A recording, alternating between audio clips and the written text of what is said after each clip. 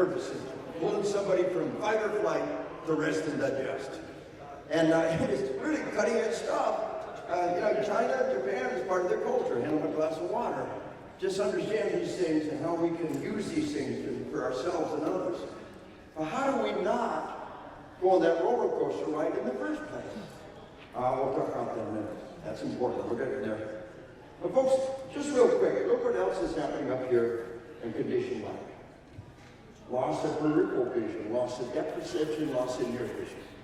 You're losing fine motor control. Is it really any surprise one place fine motor control goes is the eyes? Here's where it gets really interesting. Auditory exclusion. The vast majority of people in combat, the shots are very muted. How many hunters we got here? Where are my hunters? Come on, there's lots of hunters here. Yeah.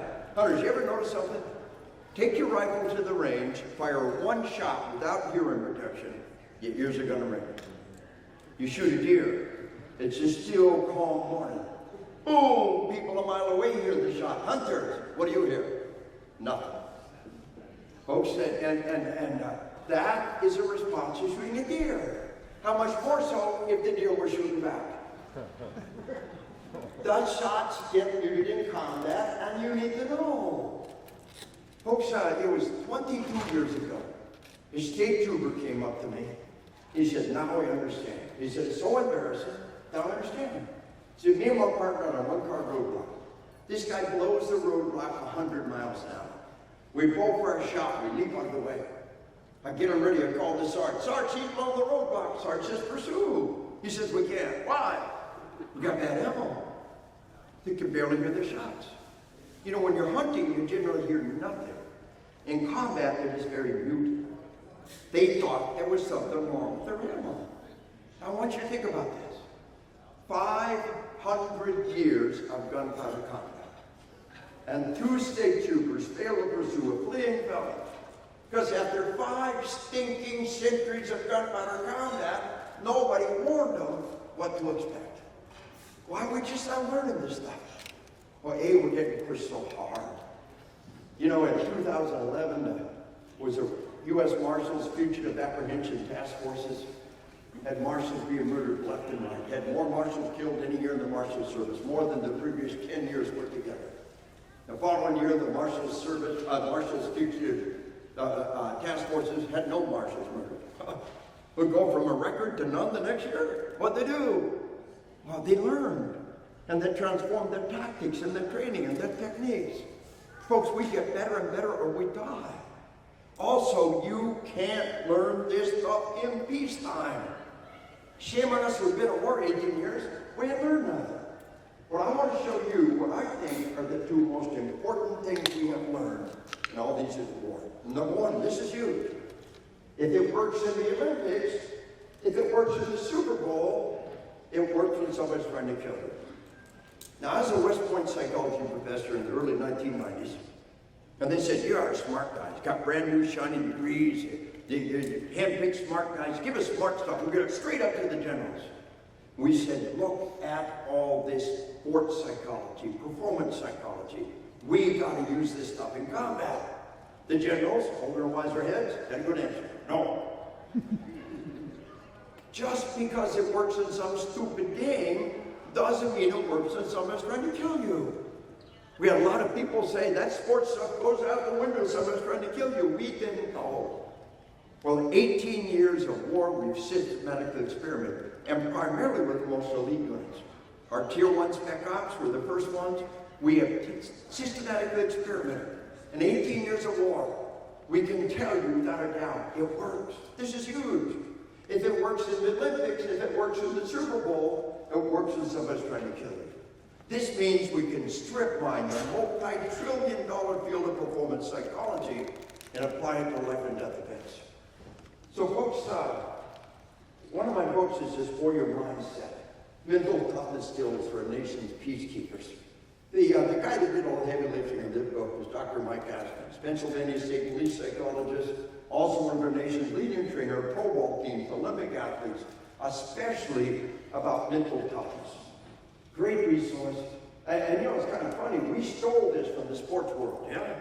But now the coaches are taking this and saying, hey, here's what the the Spec Ops guys are doing, right? So it goes back and forth. But I want to show you another book here, and I'm sorry I'm sold out of this book. Go online, get a copy. Be glad you did it. This is the best book I've written in 30 years. Oh, says it right there. Best book I've written in 30 years. What do you think? Folks, the authors of this book are husband and wife team. They're both world championship shooters and coaches. He's a combat veteran. They're law enforcement trainers. They're hunters and hunting guides. Secrets of mental marksmanship. You could use this for your kid's soccer team. You could use this for any area of human endeavor.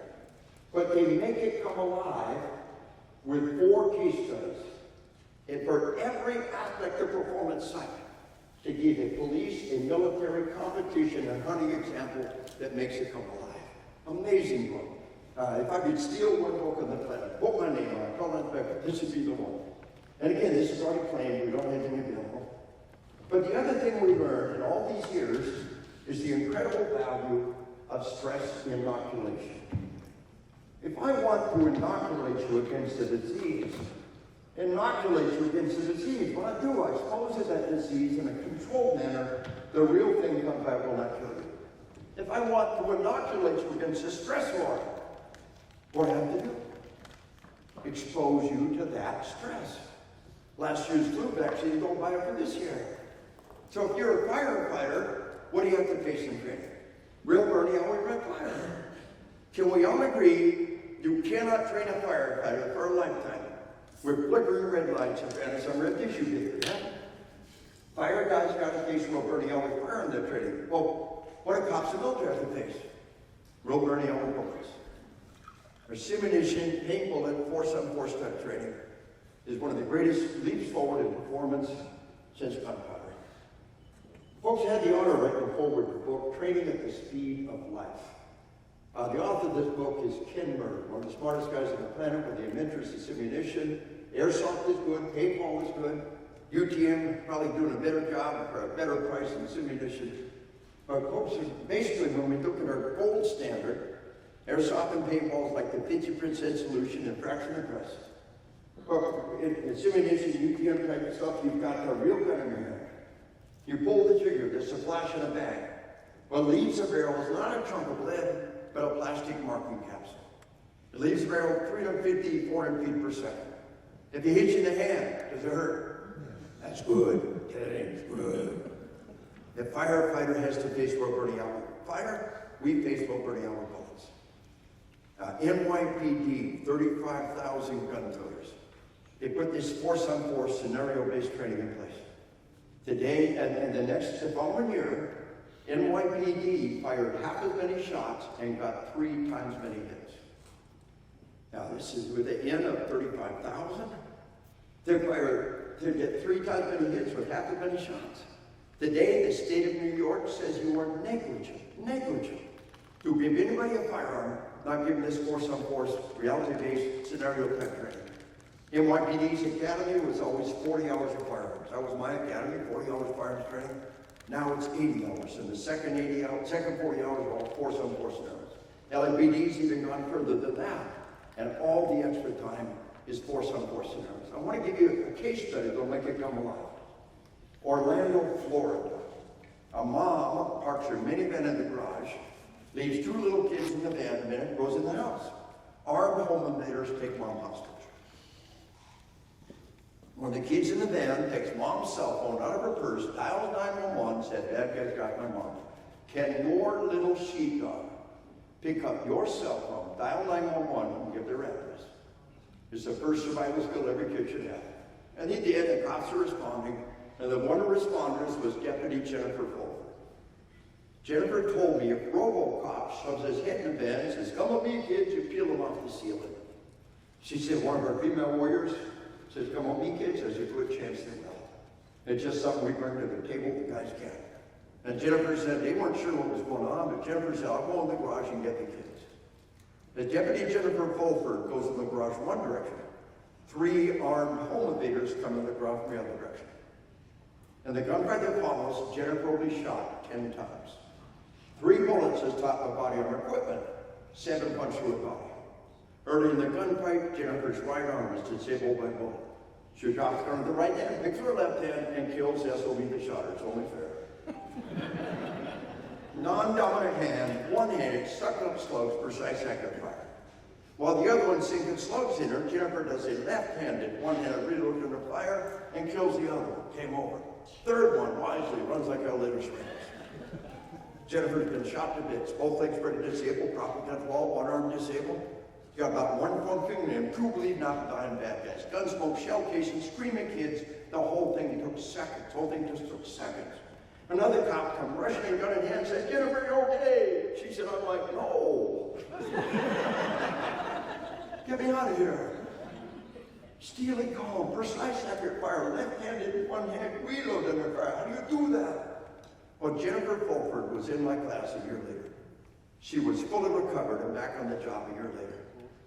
She got married 6 months after the incident. She says she's a glutton for punishment. And folks, the most famous gunman of the Old West, Wyatt Earp, okay, correct? Wyatt Earp needed Doc Holliday and two brothers to take out 3 bad guys at the OK Corral. Jennifer did it all by herself. Like most heroes, she's very humble, and she's got a very important point. She said, I am a product of my training. We did our paintball at Force on Force training. I was hit and hit and hit, and it hurt. My trainer said, don't you stop. We don't give you permission to die. We don't train you to fail. Keep going. They drilled me, and kick them bullets and driving on. They drilled me, and left-handed, one-handed reloads, and here's the magic words. She said, when the real thing happened, it was less stressful than the first time I did it in training. And folks, that's the definition of stress inoculation. When the real thing happened, it was less stressful than the first time I did it in training. Another thing that messes our young cops up, dead people can mess young cop up pretty bad. Well, what a human body, what's it smell like? Shit, vomit, piss, blood, all mixed together. Hunters know that smell. Hunters, you gut it game from the youngest days, and it means food on the table. One of many reasons why hunting is an incredibly valuable resource to prepare for combat. But there's a generation that never seen, let alone smelled, what's inside a living creature. At the first time they encountered that, some horrible crime scene, some terrible accident scene, we set them up for failure. What we're doing is every young cop, very early on, must go through an autopsy. Better yet, spend a whole day in the morgue and be an autopsy and see the blood and the stuff inside living creatures in a sterile clinical environment. Then when that terrible crime scene, accident scene comes up to a certain degree, they've been inoculated. One of the most powerful tools we're using nationwide is to wear the sleeve, wear the suit, and get hit by our dogs. Now, folks, I'm kind of doing it. This is a very unique group and a ratio. How many people have ever worn the suit been bit by our working dogs? Yeah, an unusual number. That's about the average I would get from a whole audience of cops. And that's just good for you folks. But I don't care who you are, I don't care who you're training with, you know they're not really going to kill you. It's a game. He's not going to jail, he's not going to lose his job. He's playing, you're playing. And deep in your gut, you both know this is a game. When you wear that suit and that dog comes at you, you're looking right dead in the eye, a raw gut. I'm going to rip your throat out and like an aggression. When that dog came me the first time, I go, whoa, like airborne school, jumping out the door the first time. The next time, no big deal. That's where you want to be. Look raw, pure, animal hate in the eyes. And be completely unbothered. And so this is stuff we're doing. People say, I don't get bit by a dog. Well, we'll go back to the dog in a few minutes. Let's look at one last thing that's happening up here in conditioned lab. Just one last thing. Voiding of bladder and bowels. Voiding of bladder and bowels. If you have a load in the lower intestines, extreme survival stress is probably going to go. Your body says bladder control, I don't think so. Sphincter control, we don't need no stinking sphincter control. Hold the balance. So one major survey, World War II, major survey, World War II, approximately 20% of the troops would admit they'd messed themselves in one time or another. About half the veterans of intense combat in World War II would admit they wet themselves one time or another. These are the ones who admit it. One old World War II vet said, hell, Dave, all that proves 80% or what? That's what he said. Happened to him. Well, the Lord said, well, Larry, not for us to say. Let's go with 20%. No, the number could be higher. But let's ask two questions. Number one, why is the body doing this? You know what? I started 20 years ago work with LAPD SWAT. At that point in time, LAPD SWAT policy was try to give us 20 minutes. Okay, negotiations broken down. Time to go in. Here's your 20-minute warning. What did LAPD SWAT do with that 20 minutes? They call it the battle crap. Your body will help. It's called stress diarrhea. Well, now they don't might be explosive stress diarrhea. Not everybody, not every time. Many of them, most of the time, the body did this. Even if you don't lose it, you have what's called the pucker factor. The pucker factor is when one part of your body is trying to hold in and when another part of your body is trying to eject. Well, why is the body doing this? Inside every human body is a toxic waste site. It's the colon. Think of it like a big, long balloon. You know those big, long balloons? Full of shit. And if you nick it, it will leak out and infect the wound. And prior to modern medication, you're dead. A slow, hideous, horrible death. It's very reasonable for the body to dump that toxic waste. The grease juices in your bowels turn to water. And you go from this full balloon to a shriveled up empty balloon. The toxic waste is gone and the target is smaller. Is that not an amazing survival mechanism?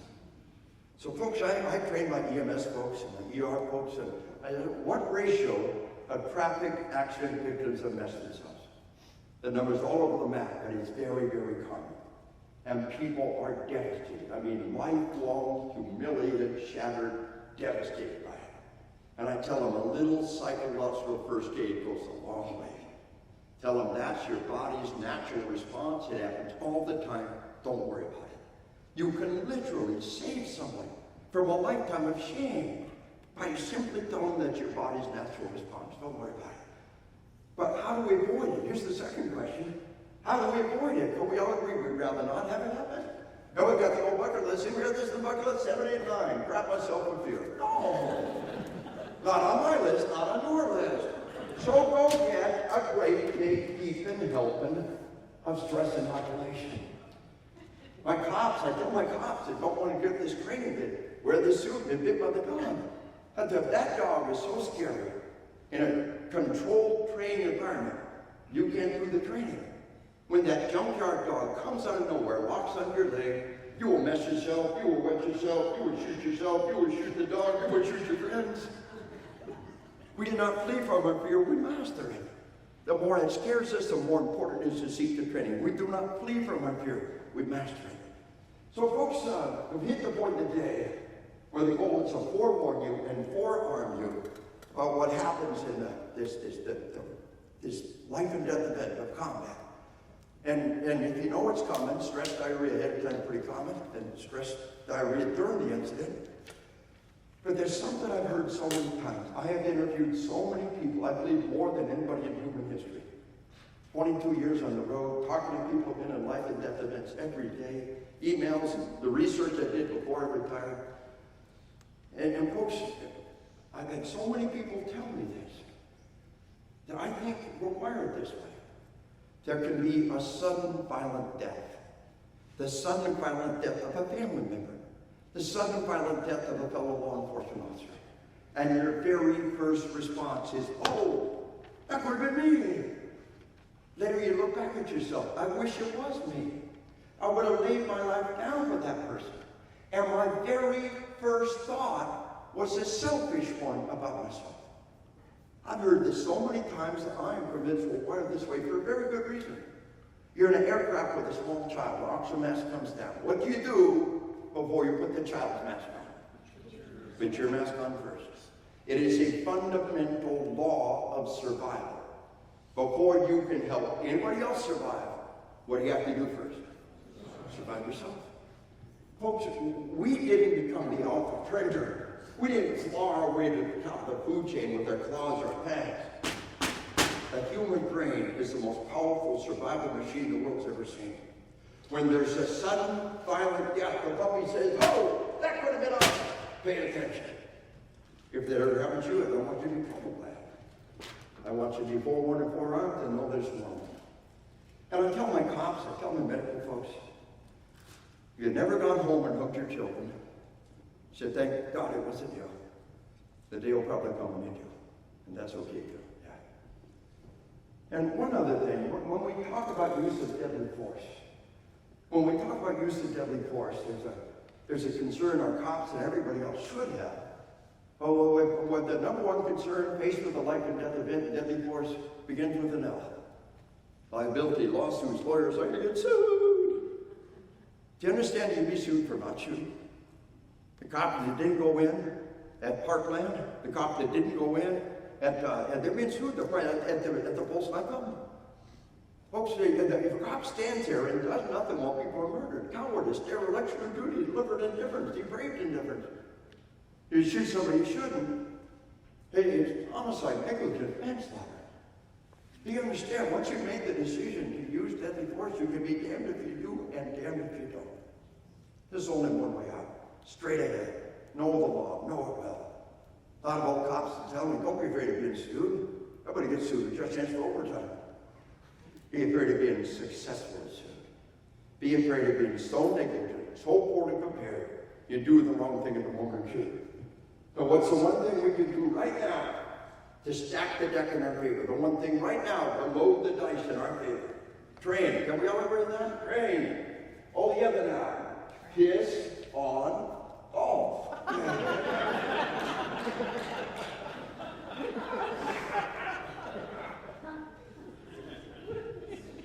Cops, your society is called upon you to use deadly force in defense of innocent lives. It is not to be taken lightly. And you citizens who have accepted the responsibility to carry a weapon, it is not to be taken lightly. Now, folks, I want to make something really clear, and it's important. Here's where the Guardian God's got a really good point. We can't take that warrior model too far. Folks, I trained the beggar in Reaper squadrons. They've been ordered to kill this terrorist, and if they do not kill him, they have failed in their mission. Cops, citizens, our mission is never to kill. We're shooting to save lives. The moment that person is no longer a lawful threat to others, we'll call the ambulance, try to save their life, any other life on the planet. Hollywood bank robbery, probably one of the first major gunfights to be on national TV. Bad guys with body armor rifle versus LAPD, hundreds of rounds fired. The world watched the bad guys come down, and then they watched LAPD jump on those bodies and apply CPR and try to save their life. Once they are no longer a threat, their lives are precious any other life on the planet.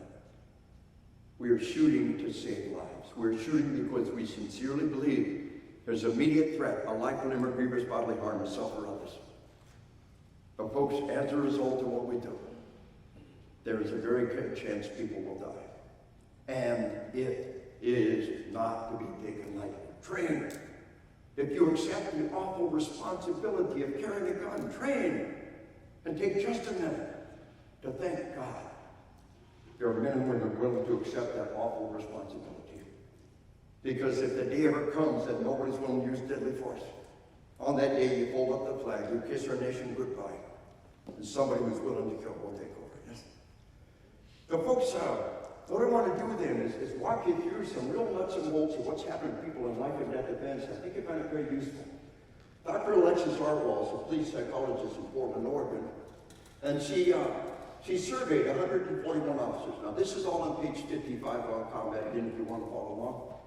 But 141 cops, they know her. She got some very in-depth information immediately after the incident.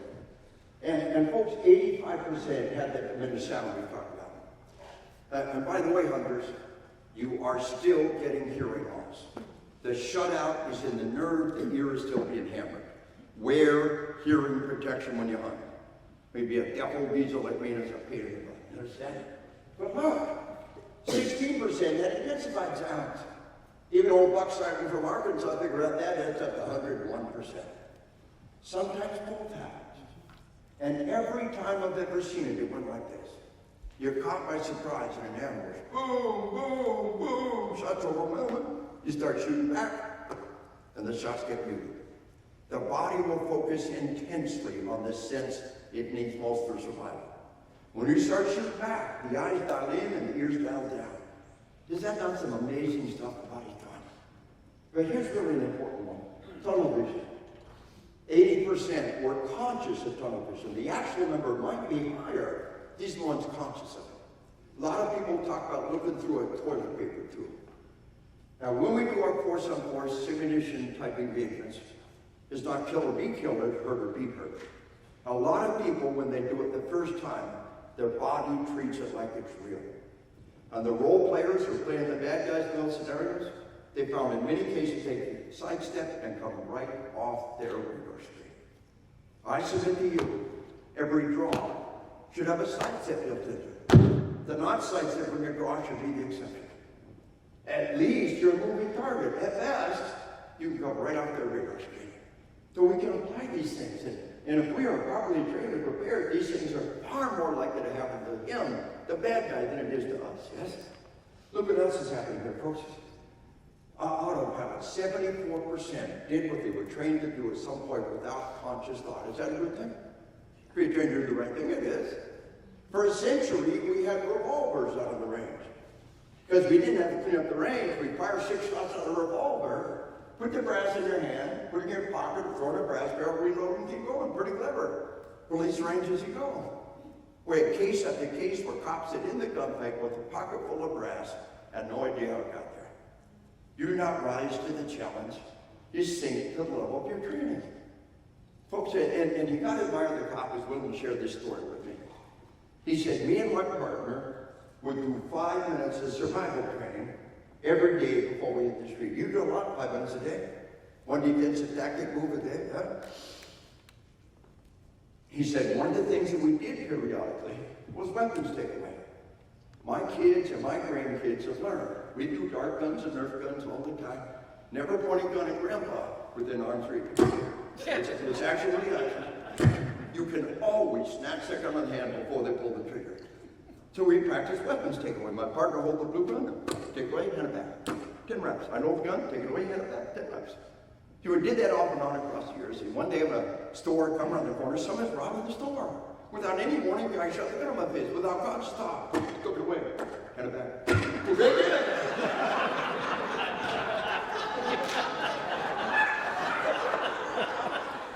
Think very carefully what we're training people to do. That little admin thing that we throw in is coming out the other end. Now, where we see this autopilot most often is holstering and unholstering without conscious thought. Holstering or unholstering without conscious thought. In slow motion time.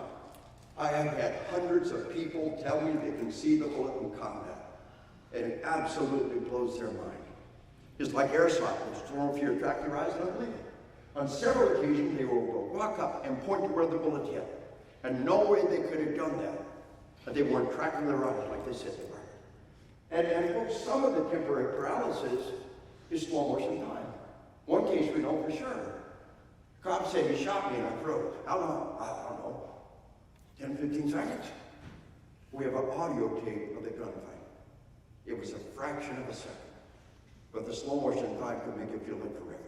So remember how time can be distorted. But here's two critical dynamics that you must understand. 50%, half of all the trained, seasoned police officers had memory gaps. The folks, blackouts. You know, 2016 was the single worst year-over-year increase in cops murdered. A lady wrote a book called War on Cops, and she's mental. But we also have bad guys coming to kill the cop's family. That's the people we're dealing with, folks, more and more. They don't face you head on, they hit your school, they hit your daycare, they come kill your family. And this is the face of evil that we're fighting. Well, Mama Bear protecting her cubs could be one of the most dangerous things on the planet. I'm not really a Glock guy, but there's a benefit to a gun that has no safety. Right? You just pull the trigger and the bad guy goes away. But folks, Mama Bear had a Glock and emptied it into the bad guy, and it was game over. But she said, you know what messed me up? It was eating me alive. I heard the audio recording of my 911 call, and to this day I have no memory of making that call. It was eating me alive. And then somebody gave me a book and said, look, it's in the book. It's normal. Psychologists call it normalizing. And that's all she needed. It's normal. It's okay. But folks, it's so much better to have this stuff ahead of time. And to be able to fill in the gaps afterwards. And one other thing that's happening here, 22% just flat remembered something that did not happen. Memory distortions. It was early in the war, one of our Tier 1 Spec Ops medics came up to me after his first combat tour and said, why do the wounded hallucinate so much? Hallucinations. Remember things that did not happen. So folks, just look at these two items. We got the memory loss, the blackouts, and the memory distortions. The state of Texas passed a law last year. The cop has the right to see every video before they make a statement. It's common sense, it's only reasonable, and it's good. The world will hold that cop accountable for that video. And if you do a statement, you have memory gaps, you have memory distortions, then you got to live with that in court. It's the law in Texas, it's common sense and policy everywhere else. But folks, if trained, seasoned cops can have this stuff happen, how much more would it happen to civilians? Folks, we want you to survive physically, spiritually, psychologically, and legally. After you've been in a deadly force incident, as I was in fear for my life, I had to use deadly force, and I want to talk to my lawyer. Those are the magic words. This is not the time to be shooting off your mouth. This is going to be a time when you will be in such psychological and physiological turmoil you cannot believe it. And right now, tell yourself what I'm going to say. This is not the time to shoot off mouth. Folks, law enforcement officers, usually the union lawyer shows up immediately and starts working with their guy from the beginning. How much more so would the same thing be true for us? Please, have you been in that life and death event? This is not the time to be shooting off your mouth. This is the time to say, as in fear for my life, I use deadly force and I want to talk to my lawyer. This is a policy for cops. It's reasonable, it's normal, it's completely acceptable. But folks, set aside the fact that somebody's trying to kill you. If you were sitting here right now, blackouts, hallucinations, that would meet every definition of a psychotic episode. Just those who've had the self would scare the daylights out of you. The fact that somebody's trying to kill you is bad enough without your body doing weird and wonderful things. Somebody warned you. But if you've been warned that might happen, then they won't blindside you. Young California Highway Patrol officer had been in my class, he'd been forewarned. He and his partner on a stopped a bad guy burned his car, he kills a bad guy, applies CPR and is dead partner. Don't get a whole lot more traumatic than that. But he'd been forewarned, he'd been in my class. He said, you cannot imagine how important it was in the middle of the gunfight to know that it was normal for my shots to be so muted. He said, tunnel vision like looking through a soda straw. Autopilot, holstering, unholstering, without conscious thought. It was freaky. And the slow motion time was real, and you had lots of time to think about it. You understand? There's time for the wheels to kind of spin in the middle of all of this. And he said, memory loss. He said, during the debriefings are critically important for many reasons. But he said, during the debriefing, people talked about things I didn't remember. And I was okay with that. And the memory distortions, he said there were one or two things that I remembered and everybody else said, no man, that didn't happen. He said, if I didn't know those memory distortions would happen, I would have spent the rest of my life thinking they all conspired to lie to me about some goofy little aspect. So it's so important to know these things ahead of time. But it's even more important. You expect crazy things in the heat of battle. When crazy things come out of nowhere, months and weeks later, they can mess you up unless you get warned. But you begin to understand how the simplest things become incredibly difficult under stress. Fine motor controls out, all kinds of other dynamics. So I've always wanted to design and work my own knife. And Ernie Emerson joined me. I just sold the last of our Emerson sheepdog knife. That's our sheepdog knife and gun logo, and that's the Emerson logo. And folks, whatever folder you carry, it has got to have a guard that will stop you down your blade. We think we've hit the epitome of human achievement, And we carry a knife that's going to do more danger to us than the bad guy. Because you will go down on that blade and you will cut up those bits and you'll never put them back together the right way again. The samurai sword, a bowie knife, a keyboard, all has a card. And so we got that comes around, forms a solid 90-degree guard. And folks, this is a fine motor skill, breaks under stress. It's a gross motor skill, it's a under stress. And the Emerson has got the patent on the wave deployment system. Even if you fumble that, you've got the flipper to go. But, you know, cops, detectives say if somebody's been stabbed, look at it but his hands. Because the idiot always goes down the blade, almost always. Somebody stabbing tires, follow the blood trail. Because the idiot usually cuts himself. Here we are, we think we're the epitome of human achievement. And we walk out the door with a knife that if you try to stab anything, it'll do great harm, yes? And if it gets under stress, the simple things can become incredibly difficult. And my son and I have a gun business, Sheepdog Knife and Gun. And sheepdogknifeandgun.com. And what we've done is we've got half a dozen patents. And we patented some of this stuff. You can go online and look at our stuff, sheepdogknifeandgun.com. Well, one of the items that we have, and by the way, what we did, we bought the last 70 Daytonics, famous 1911 Daytonics. We bought the last 70 slides and frames. Every one of them has been handcrafted and handmastered, and we got the enhanced slide pulls.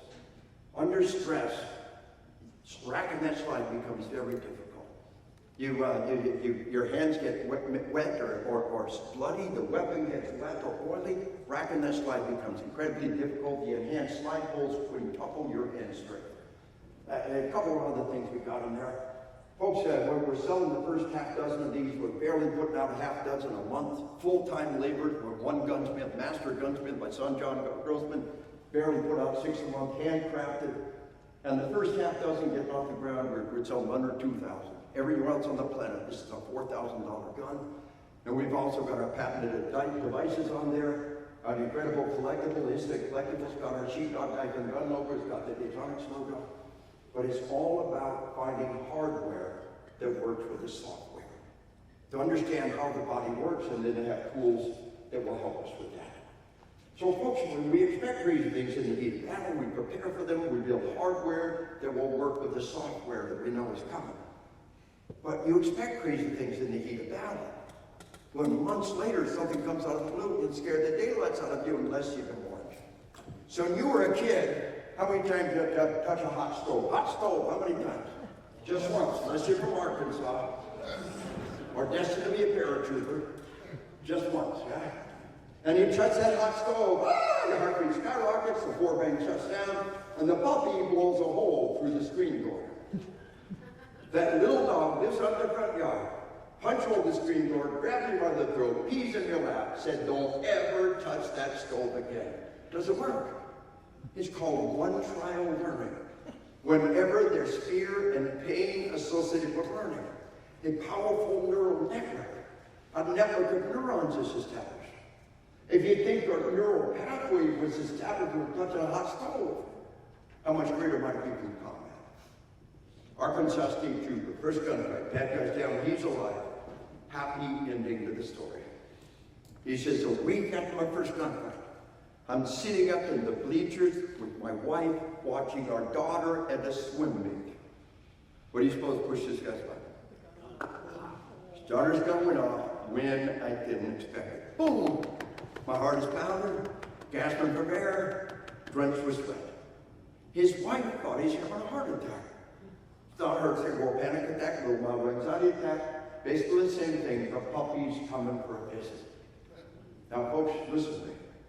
This is not PTSD. It's normal.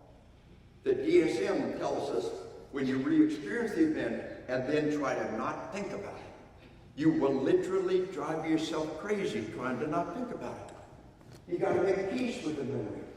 You got to separate the memory from the emotions. And the tool we're going to use to leash in the puppy is the breathing exercise.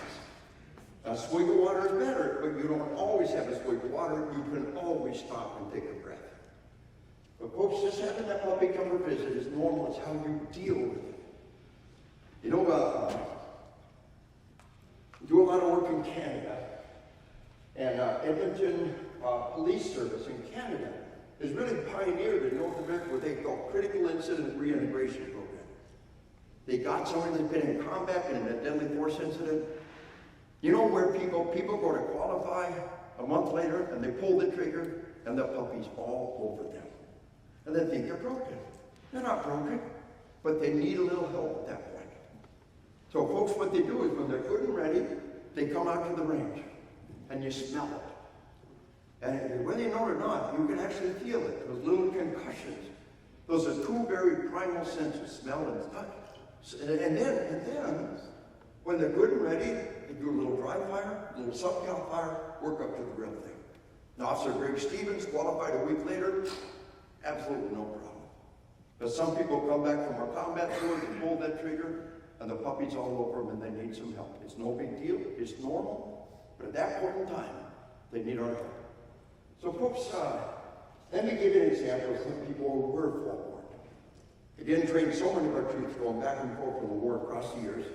And a Marine battalion gave me a great feedback loop. I trained a Marine battalion. They went to Iraq. They saw a lot of combat. They came home.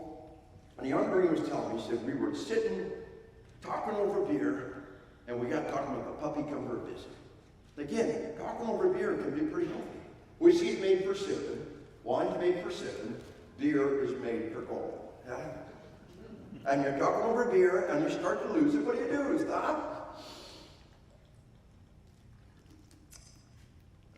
Mix with your beer, regain control, and keep talking.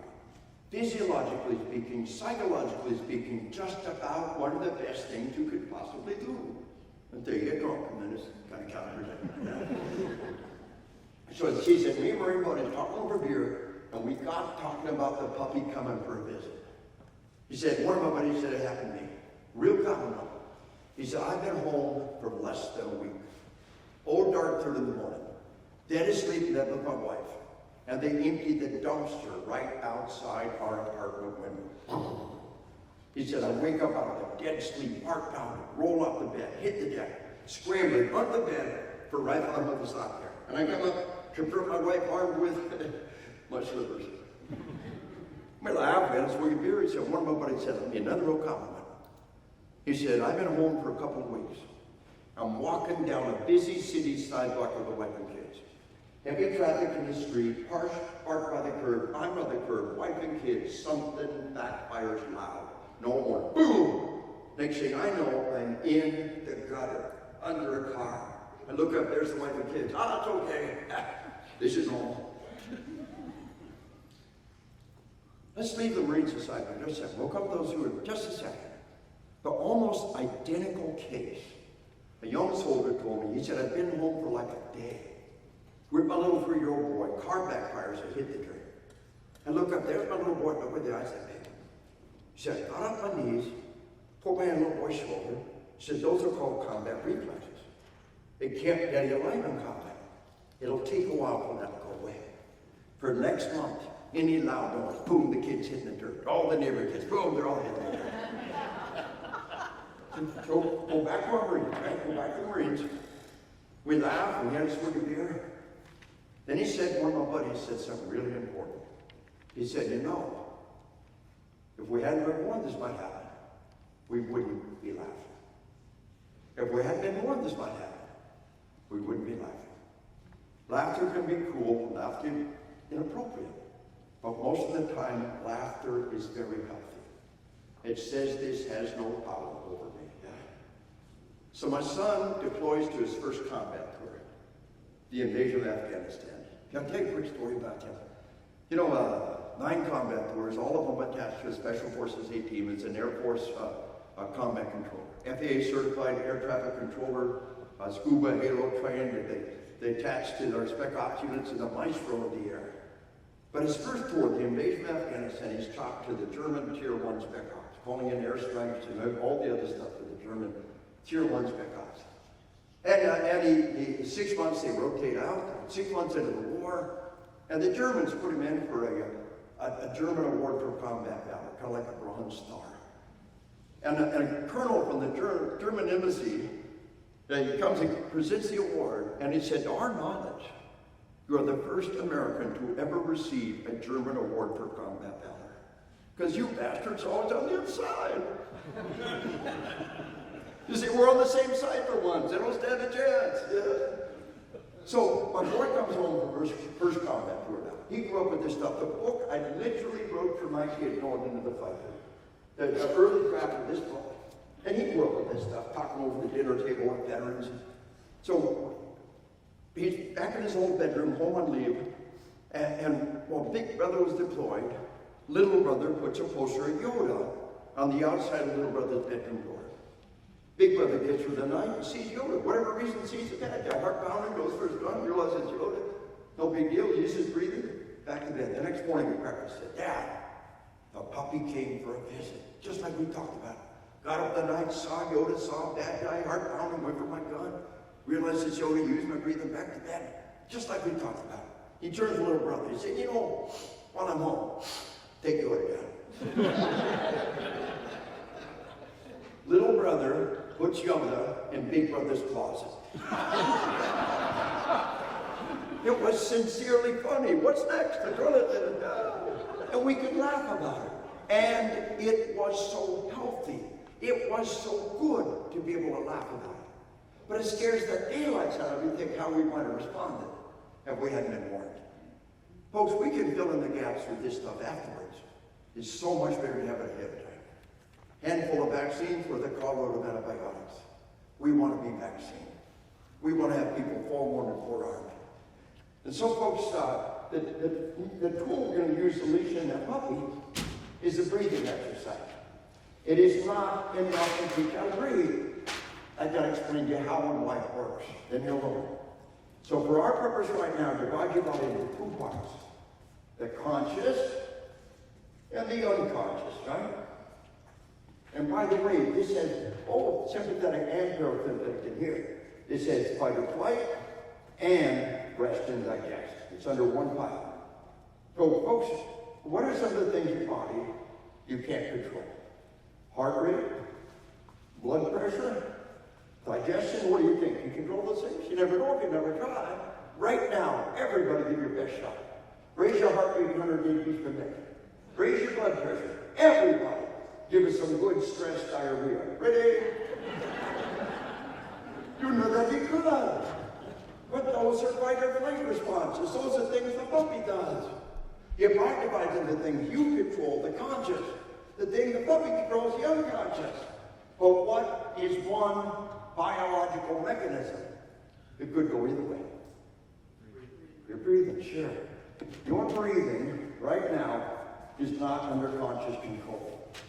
If you had a conscious to control your breathing, when you sleep, you die. But you better take a deep breath in through the nose. Breathe in, breathe in, breathe in. Hold it, hold it, hold it, hold it. Let it out, let it out, let it out, let it out. Hold it, hold it. What'd you just do? You pulled your breathing from unconscious to conscious control. You can control your heart rate. You can control your blood pressure if you control your breathing. For $20 on Amazon.com, a little finger clip gives you heart rate. Sit there watching TV and hyperventilate. Just fast, shallow breaths, fast, like heart rate way up. Long, slow breaths, bring it down. Bring it up, bring it down. Down. The other day, going for a colonoscopy. That's where they shove a camera up your tail. Yeah. And I'm wired for sound. I'm sitting here. My heart rate and my blood pressure. I thought, this is so cool. Roll my blood pressure up, run it down, run it up, run it down. My wife is smacking me. Stop that, stop that. So I go to the dentist's office. The little dentist said, take my blood pressure. I said, oh, that's a little high for me. Hold on a second. Just take one breath, relax every muscle, try it now. Whoa. Nobody can consciously control their blood pressure. Anybody can consciously control your blood pressure if you control the breathing. You understand? The breathing is a bridge between the conscious and unconscious mind. It's a leash on the puppy. Now, in my notes, in my office, I have hundreds and hundreds of case studies organized by topic. Of all the topics, the breathing is far and away the biggest file. It's saved the most lives, it's made the most difference. And folks, you understand why the breathing works. But folks, we're using the breathing before the life and death event. LAPD, SWAT, FBI, HRT, both tell me they stack them outside the door. Back on the road that they got a second. What's the last thing to do before they go in that door?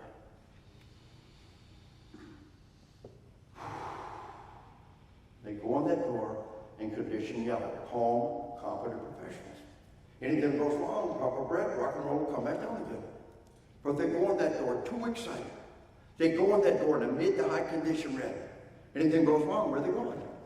Straight to black. We're usually breathing before the event, we're using it during the event. A West Virginia state trooper came up to me. He said, of all the tens of thousands of people you walk past in a lifetime, one of them draws a gun and tries to kill you. He said, I admit, this guy caught me completely flat-footed. He just pulls a gun and starts shooting. I went straight to condition black, yanked my gun out, spraying and praying. He said, the only good news is the bad guy's an even worse shot than I was. He said, I dumped the magazine, my slide lock's back, I'm completely out of control. And I did exactly what I was trained to do. Went to cover, did a magazine change. Got cover, go to cover. Don't have cover, sidestep, do a magazine change. I went to cover, did a mag change, go to pop out. I thought, wait a minute, he ain't going nowhere. I got time for a free throw. I got time for a free throw. He said, all it took was one breath.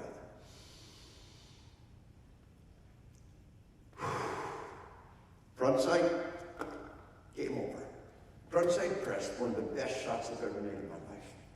He says, I accomplished more with one breath and one careful shot than spraying a grain of magazine. So we're using the breathing before the event, during the event, and when? After the event. For the rest of your life. If the puppy's coming for a visit, the anger's welling up, the fear is welling up. You don't breathe, you let it happen. You have a leash on the puppy. You must make a conscious decision to use that leash. Here's the key. Here's the hard part. Focus. Controlling fear in combat, controlling fear after combat is the same skill. Just the only one you might have to do it. What's courage on the battlefield? Is courage the absence of fear? Oh no. Almost everybody in combat is daily afraid. Few people under few circumstances are just too busy to be afraid.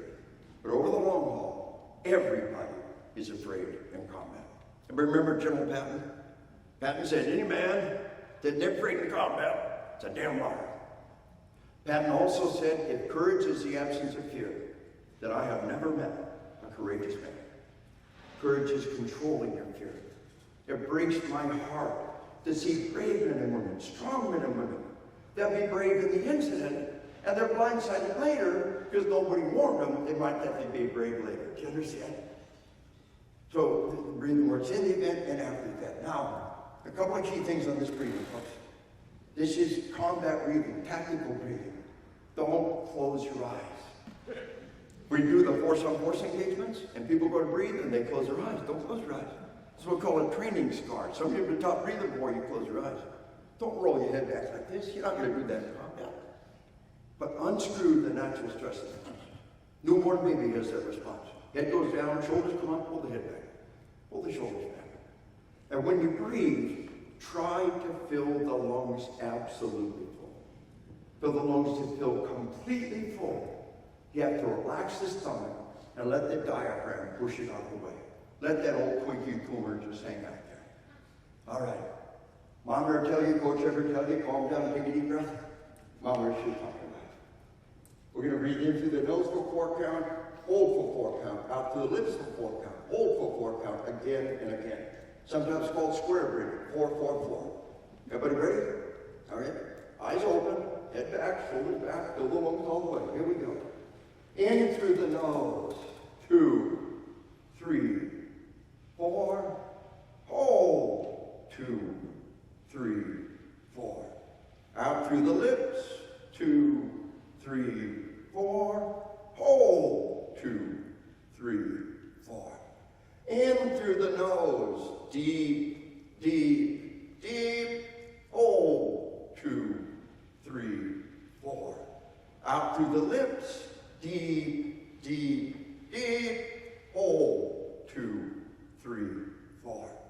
In through the nose, 2, 3, 4, hold, 2, 3, 4. Out